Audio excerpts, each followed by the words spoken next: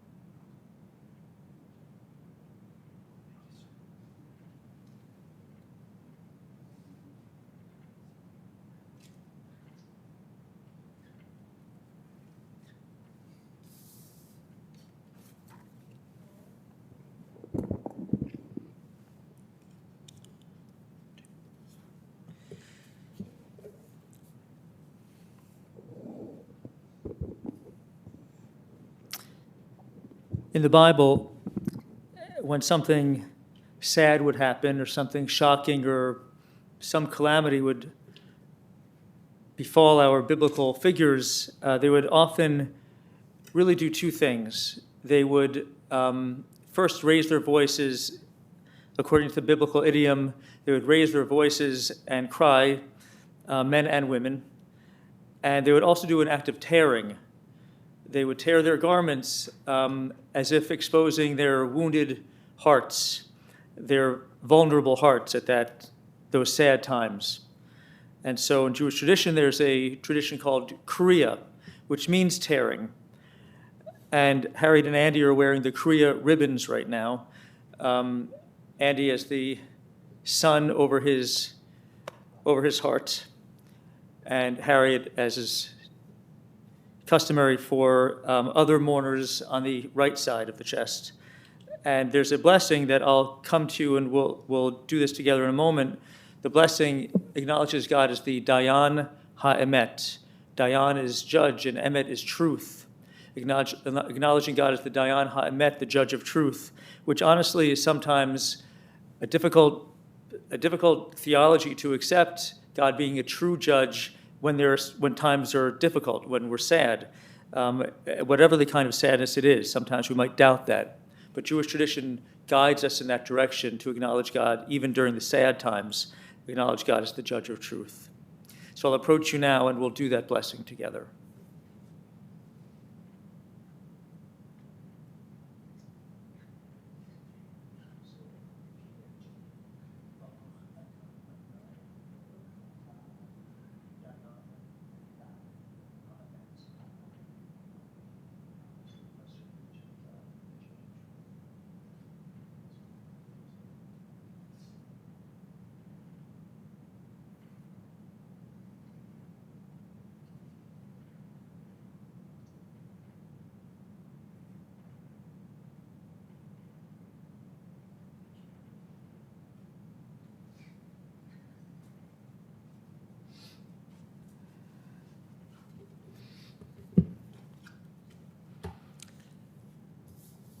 Adonai ma'adam v'teda ehu, ben enosh v'techeshvehu, Adam lehevel dama, yamav ketzel over, babok yatzitz v'chalaf le'erev, yimalel v'yavesh. These are the words of the psalmist saying, Adonai, eternal God, what are we that you would have regard for us? And what are we that you would even be mindful of us? We're all of us just a breath. Our days are like a passing shadow, which in the morning, which comes and goes. We are like grass. In the morning it shoots up and is renewed, the beginning of our days, and in the evening, the end of our lives, that grass fades and withers. But God, you cause all of us to return unto dust, saying, Shuvu b'nei Adam, which means return, O mortal ones. Would that we were wise. Would that we understood whither we go from here, for when we die, we carry nothing with us, not our riches, not our glory. But God, you say, Shmor tam u're'eh yashar. Mark the wholehearted. Behold the upright. Those are the ones who shall find shalom, who shall find peace. Thought these were particularly appropriate words to begin this service for Mike Coleman. He was Tam V'Yashar. He was wholehearted. He was upright. He was a solid man, supportive, helpful, dedicated.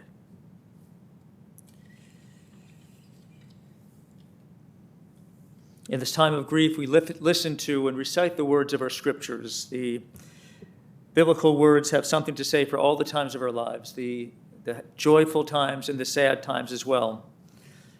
I'll recite in Hebrew the 23rd Psalm, and then we'll recite it together in English. It's in your handouts. Adonai ro'i lo echzar, bino desher yarbitzeni, al mei minochot yinahaleni nafshi yeshovev. Yancheni v'magle tzedek l'man shemo. Gam ki elech v'geit salmavet, lo yirara ki ata imadi. Shivtechan v'shentecha hema yinachemuni. Taroch l'fanai shulchan neged tzorai, tishanta v'shemen roshi kosi ravaya. Ach tov v'chesed yudefuni kol yemei chaya, v'shafti b'veit Adonai La'orech Yamim. The 23rd Psalm we read together. The Lord is my shepherd, I shall not want. He maketh me to lie down in green pastures. He leadeth me beside the still waters. He restoreth my soul. He leadeth me in the paths of righteousness for his name's sake. Yea, though I walk through the valley of the shadow of death, I will fear no evil, for thou art with me. Thy rod and thy staff, they comfort me. Thou preparest a table before me in the presence of mine enemies. Thou anointest my head with oil, my cup runneth over. Surely goodness and mercy shall follow me all the days of my life, and I will dwell in the house of the Lord forever.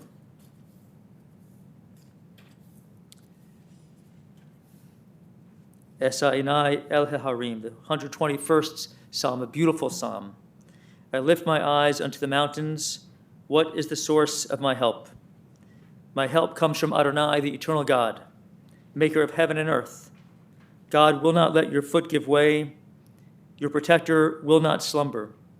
Behold, the Shomer Yisrael, the protector of Israel, neither slumbers nor sleeps. God is your guardian. God is your protection at your right hand. May the sun not strike you by day, nor the moon by night. May God guard you from all harm. May God guard your soul, your going out and your coming forth, now and forever. Amen.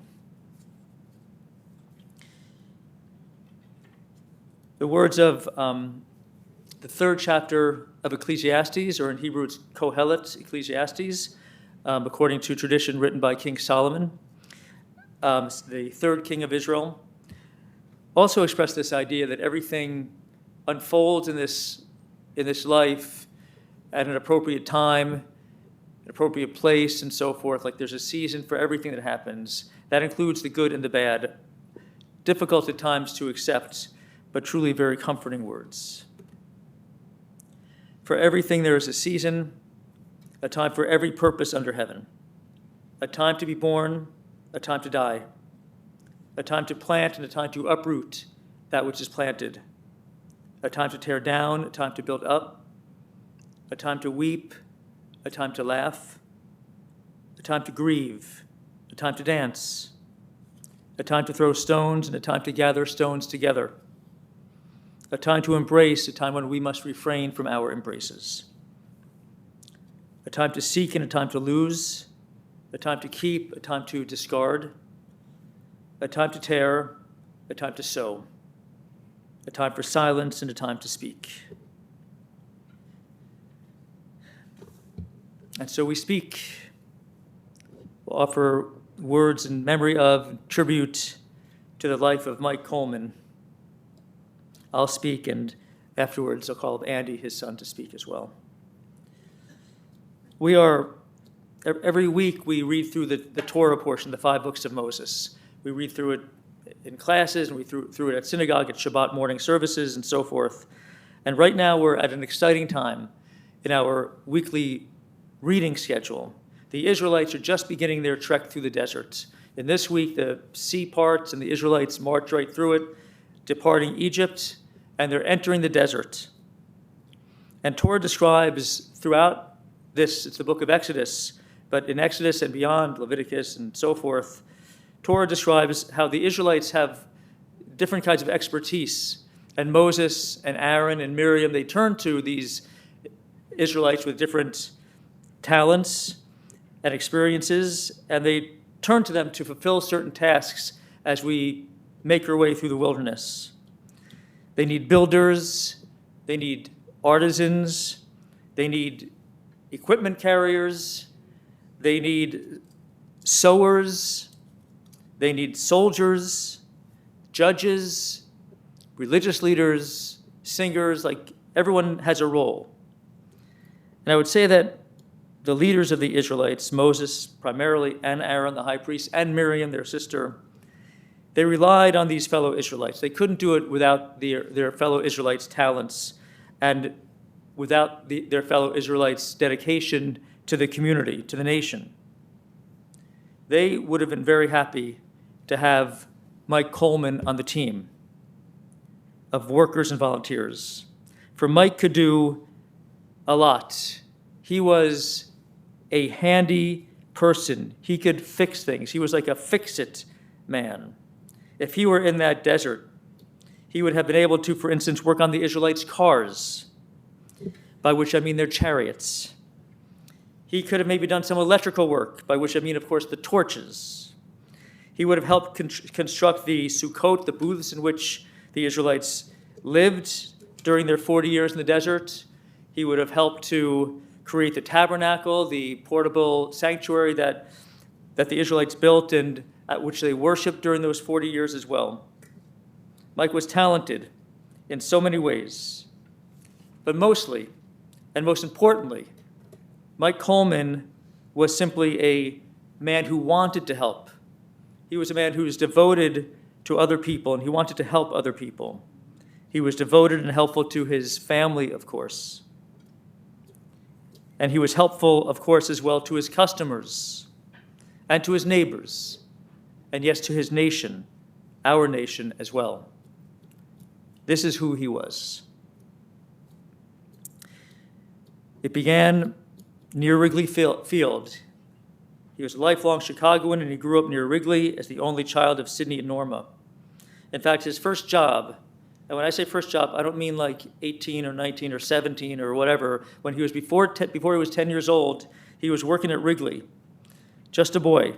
He and friends in the neighborhood would turn up the seats after the games so the cleanup crew could come around and could sweep up and sweep under the seats. Their payment, free tickets to Cubs games. Little wonder he was a lifelong fan of the Cubs. When he was a young man, Mike served in Vietnam. He saw action, he witnessed a lot, he served honorably and was awarded the Vietnam Campaign Medal and the Vietnam Service Medal. And some of this from that time, some of the evidence and honors from that time were on display. What he experienced, what he saw, is difficult, for any human being, and it obviously affected him. When he came home, he wanted to take advantage, as he should have, and he was wise to do so, and benefit from the GI Bill. So he enrolled at the UIC, University of Illinois, Chicago. And the treatment that he received on campus, like many in his position, in his situation, received, it was insensitive to say the least. It was cruel even. I imagine that was discouraging for this kind young man, and patriotic man. Difficult. But Mike was also fortunate. And he discovered something very positive that eclipsed the negative. Here's the positive. One time, he was at a party in Wicker Park, I think it was, and he struck up a conversation with a young woman, a couple of years younger, and they did not know it yet, but they had lived for years directly across the street from each other and had never met. That's kind of amazing. It's like a gestation. It's like a relationship, more than century love affair just waiting to be born. And so Mike drove this young woman home, her name Harriet, of course. Truly the beginning of a beautiful relationship. Mike and Harriet dated for a while, and they married in 1971. They were different. Harriet more academically inclined, Mike the solid fix-it man. They complemented each other. And as Harriet said a couple days ago when we were talking with Andy, she said, "We covered all the bases together." That's really what you want in a loving relationship. One thing they did together was raise their son, Andy. Andy was lucky, as he'll express shortly, to have a dad who was so supportive, both as a child and as an adult, in all sorts of ways. As a kid, Mike coached and taught, and he was just a solid, comforting presence. in Andy's life and in the household and so forth, and for so many as well. Family was, of course, Mike's top priority. He also loved cars, as I alluded to previously. He spent his life around cars. He worked in the business. He worked at Motive Parts for a long time, for more than 20 years. It was on Milwaukee, basically doing it all there, managing. He managed 17 or so employees. He possessed extraordinary and extensive knowledge and could easily retrieve whatever was needed because he memorized all the part numbers. Most importantly there, in his work, wherever he was working, he was helpful. He was helpful to his customers. Whatever they needed, he did his very best to provide. That's the kind of person he was. He had other jobs within that business, within that industry as well. He loved his career. He loved doing what he did. It's not the sort of job that he was happy to leave behind at night and on weekends, because among the things he loved doing would be like working on cars at home, building model cars, and so forth. He was a car man. He was also a competitive man. His other leisure activities included golf and poker. He loved the camaraderie, and he loved the competition. But despite that competitive spirit, he was a man who liked to help others first and foremost. He was vice president of their condo association after they lived in Skokie for all those years. Where he and Harriet lived, he was vice president of the condo association, and he would just go around helping people, old and young, who needed whatever help. Any simple task, electronics, simple maintenance, whatever. He did this for years. Just in the same way he was helpful to his neighbors, just like he had been helpful to his customers. Most importantly, as I mentioned, he was that helpful and supportive family man, a stable, solid presence. He was beloved by his family, beloved by so many, including to Diane as well, to all of you who are here. And for more than a half century, he was a dedicated husband, a devoted caretaker when that was needed, loving husband to Harriet, and of course, a proud, proud father. Friends, we know this truism. We are distracted in this life by many glittery things, shiny little things that we think are important. And we sort of forget that we live in a world of distractions, like they're there in front of us in order to distract us. And we forget that these things will not make our lives necessarily better. We fail to remember those things that really make our lives fulfilling and gratifying and meaningful. Mike Coleman's life teaches the opposite lesson of that. The most gratifying and enduring things that this world has to offer, that we find before us and often ignore, the most gratifying and enduring things which give our lives meaning, imbue our years, however many we are given, with value, are the simple things that he possessed and displayed and lived. Dedication to country, support of good causes, helping others, working hard and working honestly, being present for our loved ones. Mike Coleman's life teaches us this lesson. May all of us be inspired by his example from his 80 years. And Zichronot Livracha, may his memory always be for blessing. Amen. It's my honor now to call forward Andy, Mike's son.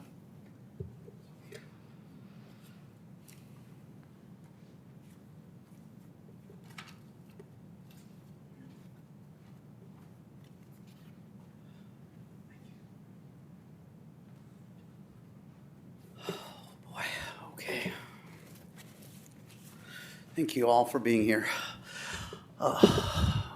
Mom, you all right over there? Okay, I'm thinking of you, okay? Okay, hi, everybody. I'm Andy Coleman. I'm the only son of Michael and Harriet Coleman. I just wanted to thank you all for being here. I would tell you a joke that my dad might have told, but it would be either inappropriate or a really bad dad joke. So you guys could think of those on your own time and then maybe think of my dad. I just wanted to thank you all for taking time to say thank you to my family. I appreciate it all very much. Those of you that know my dad know what a solid, amazing guy he was. He always made both of us feel safe and supported. He stayed with my mom for 54 years. I can't even imagine a better man, better husband, father.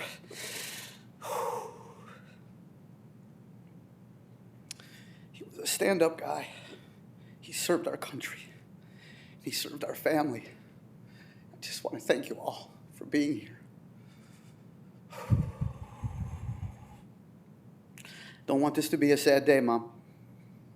Okay? He'd be very proud of both of us and for all the things that we've done. And he was very happy to be your husband. I never want you to forget that, okay? I love you very much, Mom. Okay, thank you guys for being here.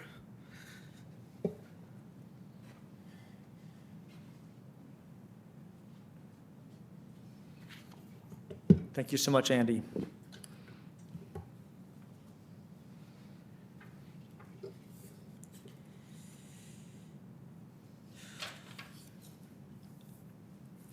Leidahi reshit uvtirat achlit hachaim kamasahim kahalichat smicha v'shalav l'shalav. Birth is a beginning. Death is a destination. Life is a journey, a going and a growing from stage to stage. Now, the journey of Michael Morris Coleman has reached its conclusion.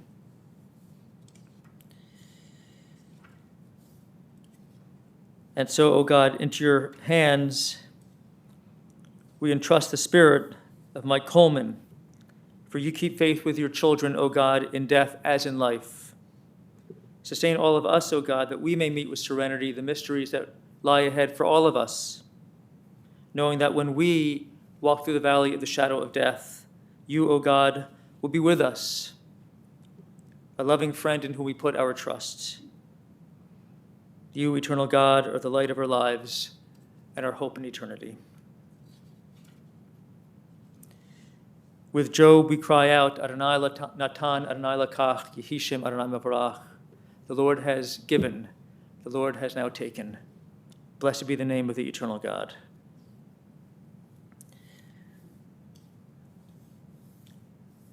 If you're able and it's comfortable for you to do so, please rise for the memorial prayer, the El Malei Rachamim, which will be followed by Mourner's Kaddish, which you should have in your handouts.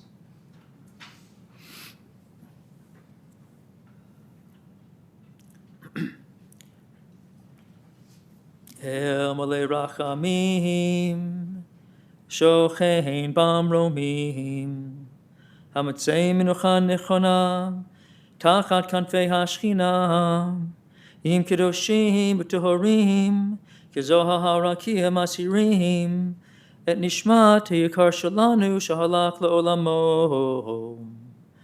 Ba'al HaRachamim Yastirehu, Beseter Kenafav Le'olamim, V'yitzor B'tzor HaChaim Et Nishmato. Adonai Kunachal Tov, V'yanuach B'Shalom, Al Mishkavo, V'nomar. Amen. Compassionate God, eternal Spirit of the universe, grant perfect rest in your sheltering presence with the holy and the pure who shine and glow like the light of the heavens, to Michael Morris Coleman, who has entered eternity. O God of mercy, let him find refuge in your eternal presence and within the shadow of your wings. Let his soul be bound up in the bond of everlasting life. God is his inheritance. May he rest in peace. And we say, Amen.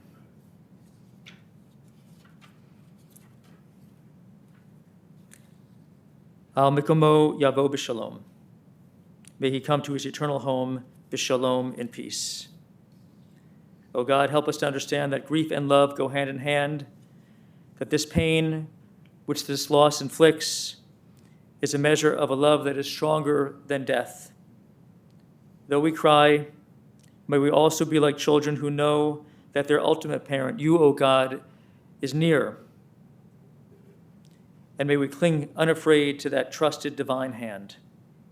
In this spirit, O God, do we commit all that is precious to us into your keeping, as we now repeat the words hallowed by generations, the words of Mourner's Kaddish, which you have in your handouts. Mourner's Kaddish. Yikadal v'yikadash shemei Rabbah, be'alma divra chirute v'amlich machute, b'chayechon uvyomechon, uv'chaye dechol beit Yisrael, ba'gala uv'yizman kari v'meru amen. Yehi shmei Rabbah mevarach la'olam ulamei almaya. Yitbarach v'yishtabach v'yitpa'ar v'yitromam v'yitnaseh. V'yit hadar, v'yit aleh, v'yit halal, shemei d'kudashah, b'richu. Le'ela min kol birchata v'shirata. Tushbechata v'nechamata. Damiran v'ama v'meru amen. Yehi shlam rabba min shemaya. V'chaim aleinu v'al kol Yisrael v'imru amen. O shalom b'mamav, hu ya'aseh shalom. Aleinu ve'al kol Yisrael ve'imru amen. May God grant peace to those who mourn and comfort to all the bereaved among us.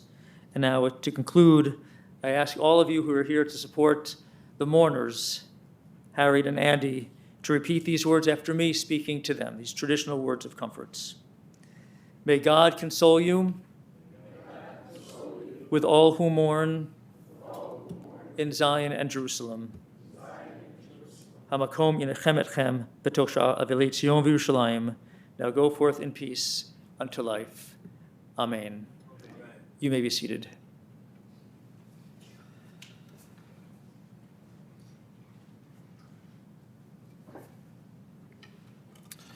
And friends, this concludes the services here at the chapel. The family will be together for Shiva at the community room at the Coleman residence at 7601 Lincoln Avenue here in Skokie, and they'll be gathering today beginning at approximately 4 p.m. The family has also requested any memorial contributions in Mike's memory to the JUF, and that information is also available on our website. You can make a donation at juf.org. This does conclude the services here in the chapel. You may return to your cars. You can also spend a few extra moments seeing the family then at this time. Thank you.